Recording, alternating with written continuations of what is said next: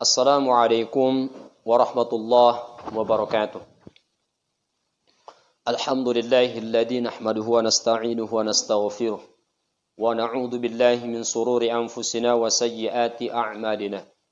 May yahdihillahu fala mudilla lahu wa may yudlilhu fala hadiyalah.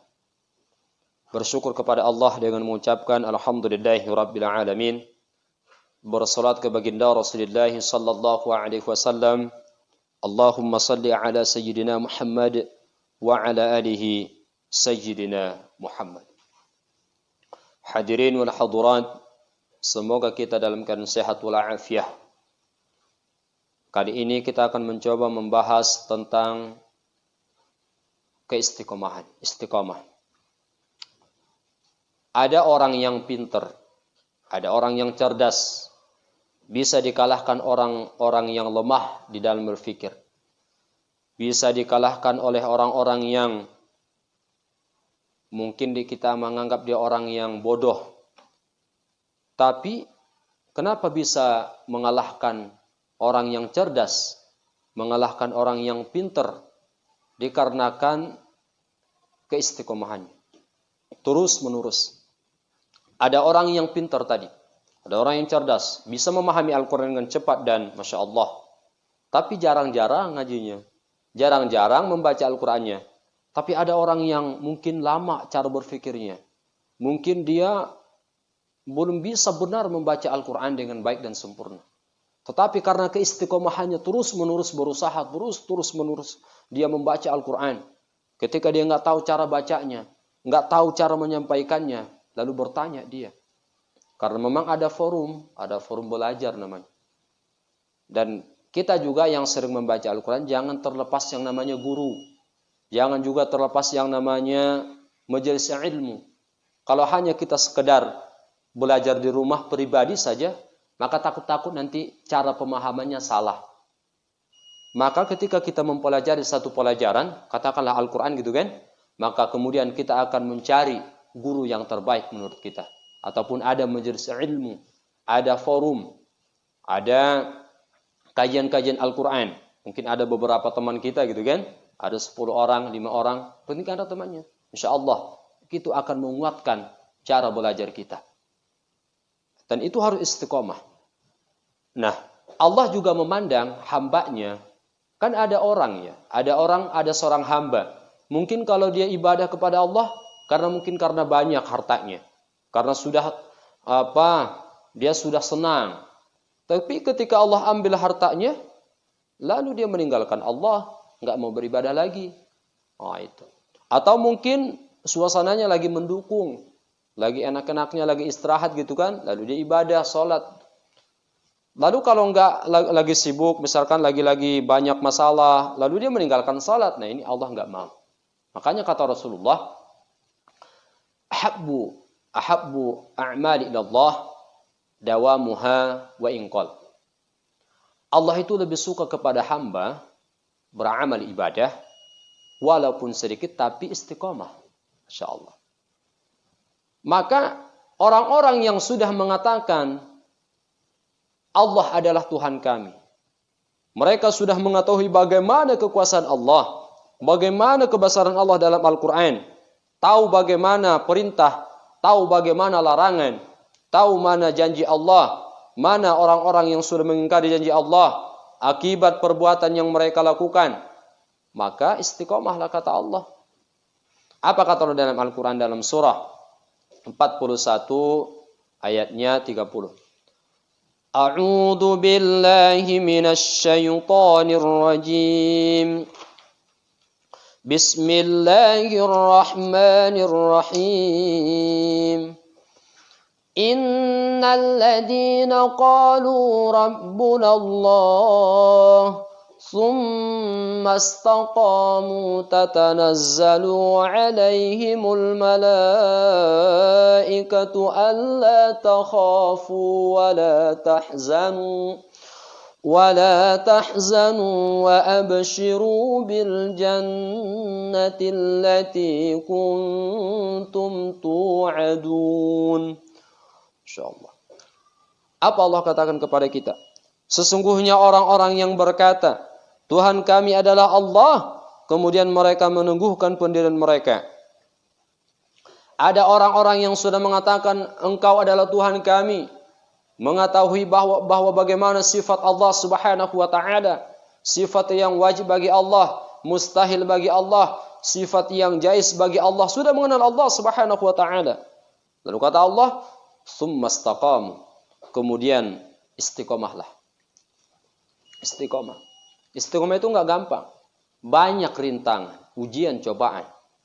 Kadang Allah uji dengan kekayaan. Allah uji dengan sakit. Allah uji banyaknya masalah yang kita hadapi.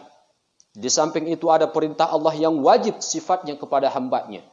Lalu nanti hambanya Allah Subhanahu wa taala akan melihat hambanya.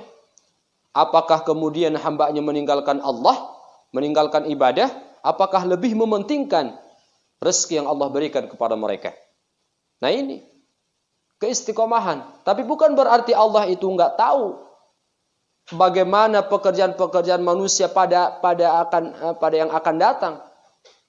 Allah itu memberikan kesempatan kepada hambanya untuk berjuang, berjihad dengan sungguh-sungguh. Karena surga yang Allah sampaikan dalam Al-Quran, yang Allah janjikan kepada manusia, adalah bagi orang-orang yang sabar dan jihad.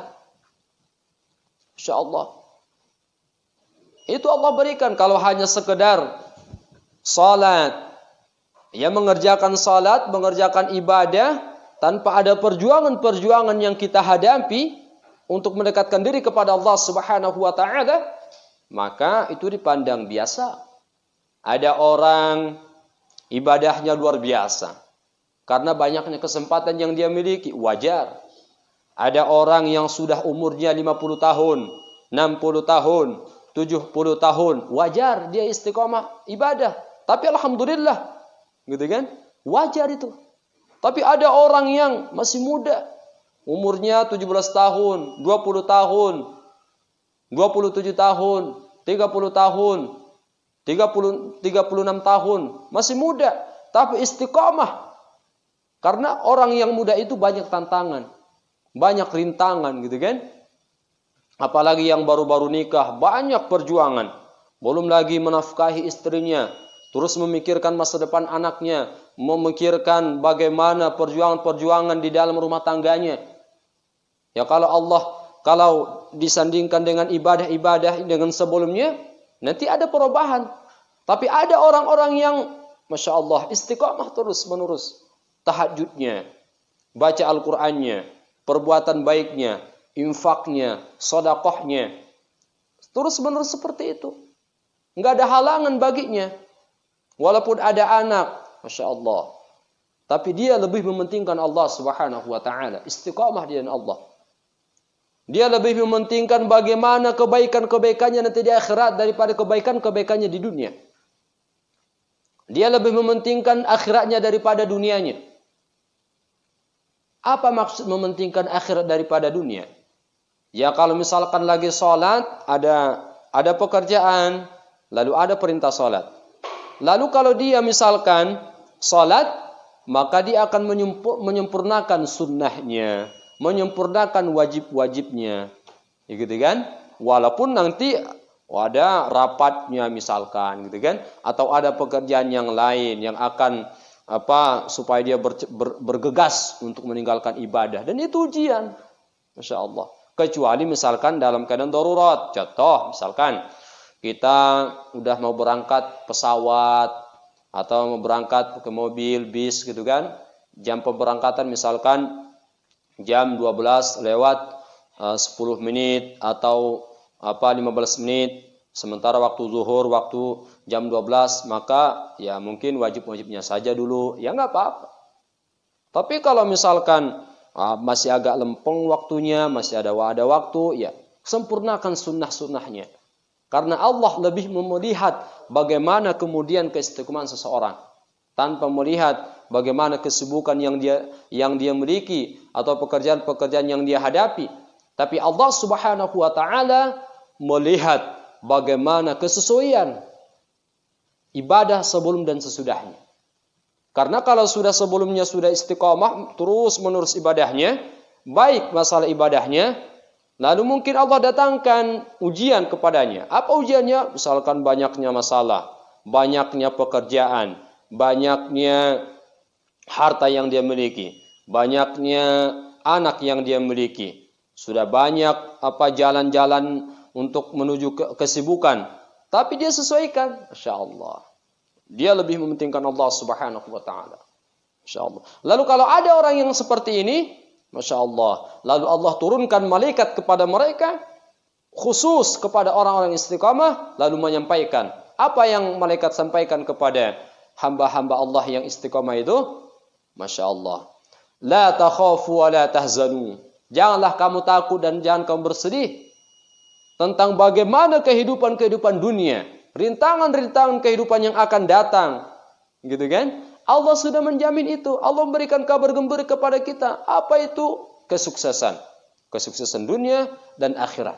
Itulah surga. Surga dunia, surga akhirat. Itulah kesuksesan kita. Bagaimana kita bisa menyelaraskan, menyamakan antara akhirat dan dunia. Dan bahkan lebih mengutamakan akhiratnya daripada dunianya. Lalu kalau ada orang yang selalu mengutamakan Allah Subhanahu wa taala, mengutamakan akhiratnya, maka dunia pun akan mengikutinya.